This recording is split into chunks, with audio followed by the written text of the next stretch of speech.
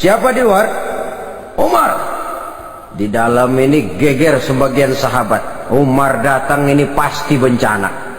Umar datang, wah, kalau istilah kampung, kerok dan urusan.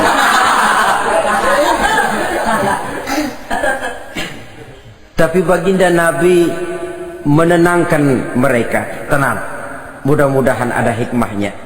Sayyidina Hamzah tampil, bukakan dia pintu. Kalau niatnya baik, kita terima. Kalau niatnya tidak baik, saya paling depan. Dibukakan pintu. Begitu dibukakan pintu, Umar masuk merangkul baginda Nabi, kemudian dengan tersendat, asyhadu an la ilaha illallah wa asyhadu annaka ya Muhammad Rasulullah.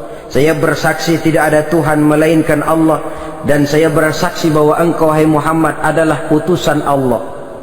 Sahabat takbir semua, Allahu Akbar, Allahu Akbar. Kegembiraan meliputi suasana ketika itu. Kenapa? Karena sebelumnya dikala Umar belum masuk Islam, dia merupakan ganjalan yang paling dikhawatirkan oleh umat Islam. Setelah dia masuk Islam, jelas merupakan satu keuntungan yang sangat besar. Dan dia tertarik kepada Islam bukan karena bujuk rayu orang, tidak karena diberikan harta, tidak karena diiming-iming oleh kedudukan tinggi, tapi karena kebenaran. Hidayah menembus hatinya melalui wasilah ayat dalam surah Thaha yang dibacanya melalui suhuf yang dipegang oleh adiknya tadi. Sejak saat itu berubah 180 derajat Umar bin Khattab radhiyallahu anhu. Tetapi tetap dengan sifatnya keras, tegas, dan tidak pernah kenal takut kepada siapapun. Cuma kalau sebelum Islam dia kerasnya kepada Islam, setelah dia masuk Islam muter arah.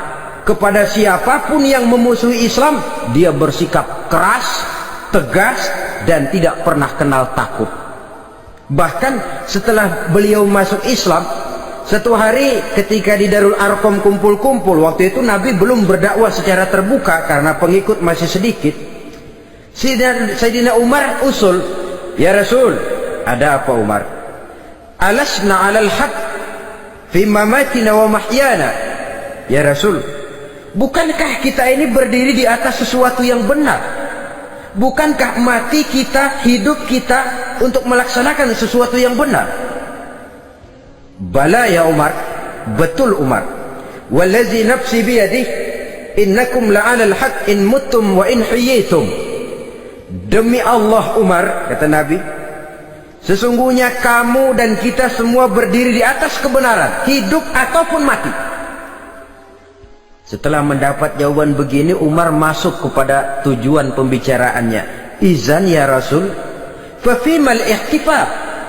Kalau memang begitu ya Rasul, kalau memang kita yakin kita berdiri di atas kebenaran, kita hidup karena kebenaran, kita mati pun memperjuangkan kebenaran, fa fimal ihtifaf.